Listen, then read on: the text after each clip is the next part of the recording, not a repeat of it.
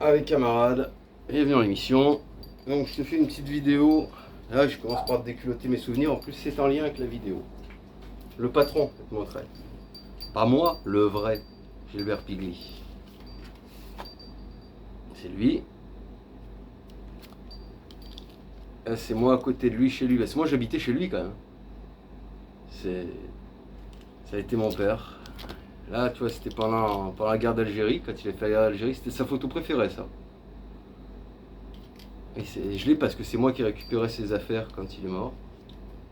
Là, c'était quand il était à la foire de Saint-Tropez avec Michel Sardou. À la foire, il faisait du tir. C'était un copain de Sardou d'ailleurs, pour ça que j'aime bien Sardou. Là, c'est quand, sur mon idée, il a été le premier élu qui a inauguré un salon Erotica. Et en étant à l'UFN, quand même, je vous dis pas le scandale.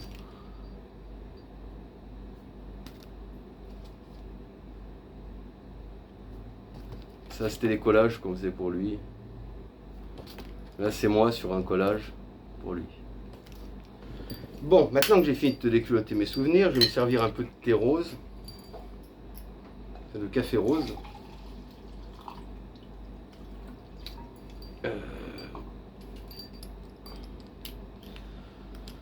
Espoir déçu, la condamnation de Marine Le Pen, j'aurais espéré que ce soit maintenu. J'aurais espéré que ce soit maintenu, je vais te dire pourquoi. Parce que quand j'ai quitté la maison, pour moi le FN c'était la maison, j'ai grandi dedans, je suis né dedans, ma famille était dedans. C'était la maison. J'ai quitté ça en 2009 à cause de l'arrivée des marinistes et justement, quand Gilbert est mort, tant qu'il y avait Gilbert, on ne pouvait pas me virer. Parce que Gilbert avait dit, si vous... Alliot, il voulait me virer, mais Gilbert avait dit, c'est simple, vous virez Alex, je dissous la section Nice et je rejoins la majorité de Jacques Perrat. Il est élu d'opposition. Qu'est-ce que tu vas dire? Le mec, il est élu, il est patron du FN Nice, il dirige 80 mecs, il avait 80 mecs qui étaient là pour lui. Et il dit, moi, c'est simple, je fais une scission. Bon, d'accord, il a dit d'accord, ouais, vous le gardez. Bon, après tout, oui, c'est vrai, c'est en marge du DPS, il a son groupe, Brigade Mobile de Protection, ça dépend de vous.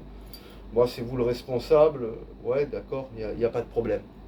Il y avait le shampoigneur qui a dit ça, là, on appelle le shampoigneur, là, la coiffeuse, là, Jean-Pierre Chabru, qui est l'actuel chef du DPS, il s'en était débarrassé, maintenant ils l'ont repris. Ils sont bien avancés avec celui-là. Il y avait Louis Alliot, et il y avait en fait la clique à Marine, puis bon, ils ont fermé leur gueule devant Gilbert, quoi. Mais quand Gilbert est mort, je savais que c'était la fin. Parce que j'avais beau être soutenu par Roger Hollande et que Le Pen m'aimait bien, mais c'était la fin. Le Pen ne me soutenait plus, il soutenait sa fille. Je passais au tourniquet si je partais pas. Au moins j'ai eu la gloire de dire ils m'ont pas viré, je me suis viré tout seul. Mais bon, le FN c'est quand même chez moi, c'est quand même ma maison, c'est quand même ma vie, c'est ma famille, c'est tout ça. Ça a quand même été une grande déchirure hein, quand je suis parti. Hein. Heureusement qu'il y a eu Serge Ayoub, que je salue. Je trinque avec lui. Serge est la seule personne que je respecte réellement en ce monde. Il a eu un seul tort, Serge, c'est qu'il ne m'a pas écouté. Quand je lui avais dit, tu dois continuer malgré la dissolution de troisième voie, tu les emmerdes, tu es fait pour remplacer Jean-Marie Le Pen, tu en as l'envergure. Serge, il a l'envergure. Il m'a pas écouté, il en avait marre de l'extrême droite. Il était content de la dissolution, je vous le dis. Je me rappelle quand il nous a rassemblés et qu'il nous a dit c'est dissous et qu'il montait son premier club de bikers, les prétoriens. Il en avait marre, il ne voulait plus entendre parler de la mouvance. Il a eu tort, il aurait dû continuer. Bon, maintenant il est parti en les bikers. Moi, il m'avait proposé d'y être, j'ai pas voulu y être parce que on ne pouvait pas faire de politique. Moi, je voulais continuer d'en faire. Bon, là, je sais qu'il a quelques petits problèmes aujourd'hui. D'ailleurs, on a un peu les mêmes problèmes. Hein. Il a une ex, ou prétendue telle, qui raconte des conneries sur lui. Moi aussi, j'ai une ex, vous le savez, qui m'a quitté en vidéo, qui raconte des conneries sur moi. Bon. Délire de bonne femme, me direz-vous. Je peux vous certifier sur ma parole, mon honneur et tout ce que j'ai, que Serge est un homme droit. Que c'est quelqu'un de fiable, qu'il a jamais balancé. D'ailleurs, il n'a jamais balancé parce qu'il n'aurait pas grand-chose à balancer parce qu'il est légaliste. Il ne fait pas d'action illégale. Moi, j'ai toujours voulu en faire, ça l'énervait assez. D'ailleurs, c'était souvent un sujet de désaccord entre lui et moi. Mais Serge est quelqu'un de loyal, d'honnête et droit. C'est pas une balance. C'est une des rares personnes que je respecte en ce monde. Donc, j'en viens au sujet de la vidéo. Donc, j'aurais aimé que la condamnation de Marine Le Pen soit maintenue. Parce que Jordan Bardella, je ne le connais pas. Je ne le connais pas, il est arrivé bien après que je sois parti. Nous n'avons rien de commun. Je me sens aussi solidaire de lui, alors qu'avant, à la base, je ne l'aimais pas. Mais parce que tout le monde l'emmerde par rapport à sa bonne femme, ben, il n'a pas choisi sa bonne femme. On ne choisit pas. T'as la bonne femme de qui tu tombes amoureux. Je trouve que c'est un peu dégueulasse de l'attaquer sur sa femme. Donc bon, en plus il paraît plutôt pro-Ukraine, contrairement à Marine. Bon, qu'est-ce qu'a fait la Cour? De toute façon, il savait que Bardella allait gagner. Moi d'ailleurs pour ça j'avais fait un projet qui s'appelait Parallélisme.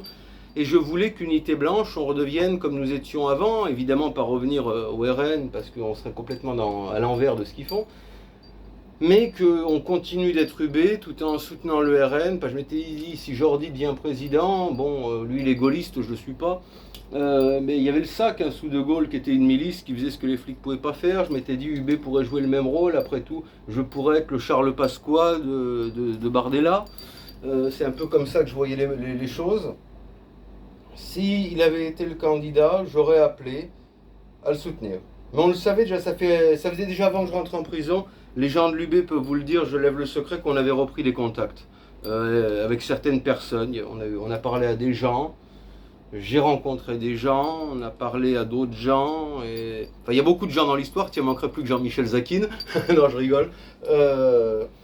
Il y avait des portes qui se réouvraient, des mains qui se rétendaient. Il y avait un avenir. Je pense que la justice a vu d'ailleurs que Marine Le Pen, c'est une machine à perdre. L'ogresse, la sorcière pro-russe, la femme la plus bête du monde, qui a détruit le FN, qui a trahi son père, qui s'est prostitué à Poutine, qui n'est bonne qu'à perdre. Pour ça ils l'ont laissé se présenter. Parce que si ça avait été Jordi, il avait une chance de gagner. Il avait une chance de gagner. Bon, cette chance est tombée. C'est pas grave. Oui, non, c'est triste. C'est triste, mais pas grave. Nous gagnerons malgré nous, je vous le dis. Vu la situation, hier j'ai annoncé que je serais président, certains m'ont pris pour fou, mais je vais l'être, je vous le dis. Parce que la France, ça pètera, ça va finir comme la Bosnie, il y aura deux France. Il y aura la France de la nouvelle France, la France de la diversité, de Jean-Luc Mélenchon et compagnie, et il y aura la France des Blancs. Et on y arrive quand on voit la cartographie. T'as des zones rouges, t'as des zones où ce sont des gens de la Nouvelle-France, majoritaires, avec des coutumes et des traditions qui ne sont pas les nôtres. Et t'as d'autres zones où par contre, même si je n'aime pas la droite, ça se droitifie, où c'est plutôt blanc, et où on en revient plutôt à des traditions européennes et chrétiennes, où on en revient à des traditions françaises. Il y a deux France qui se font, ça finira en guerre civile, comme dans les Balkans. Sauf que dans les Balkans, c'était blanc contre blanc, il n'y avait qu'une religion qui changeait. Là, c'est deux cultures complètement différentes. C'est-à-dire qu'en fait, tu vois le film Banlieue 13 ? Ouais, ça va finir comme ça. Tu auras des checkpoints partout, la France sera plus petite, il y aura des checkpoints partout, mais tu auras deux France. Étant le chef suprême du White Power maintenant, je pense, et étant l'avant-garde, la première ligne, le premier qui a parlé de ça, parce que même à l'époque où le Front National était comme un peu assimilationniste et parlait d'identité française, j'étais le premier à parler des Blancs.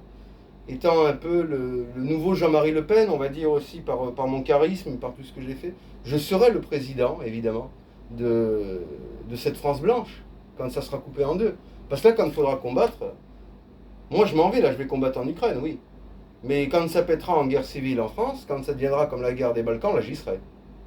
Là j'y serai et je commanderai les troupes. Et je serai en première ligne, comme j'ai été tout au long de ma vie. Donc, après, voilà, je pense que j'accéderai à un certain pouvoir. La France sera coupée en deux, sera comme la Bosnie. Nous allons gagner malgré nous. Mais je suis très déçu de ce qui s'est passé. La justice a joué le jeu pour faire perdre. Et Marine Le Pen a fait son travail d'agent du système en empêchant Jordi. Bon, c'est une... Voilà. Elle va perdre encore une fois. Moi, Jordi, n'allez pas croire que je suis son grand soutien, je ne le connais pas, je lui ai jamais parlé de ma vie. Si je veux, j'ai un téléphone rouge, je peux l'appeler dans 1 heure, si je veux, je l'appelle. Mais il ne le saura même pas, il va être surpris. C'est parce que je vais appeler quelqu'un qu'il a d'à côté de lui, que je connais depuis des années, qui lui passera un téléphone, qui va lui dire, il saura qu'il veut te parler. Mais il ne sait même pas que cette personne me connaît. Donc, si je veux, moi, je lui parle quand je veux, mais sans ça, j'ai aucun contact avec lui. Simplement, je dis, je le préfère lui à quelqu'un, à Marine, parce que je préférerais n'importe quoi d'autre à Marine. et que je voyais en lui peut-être un espoir.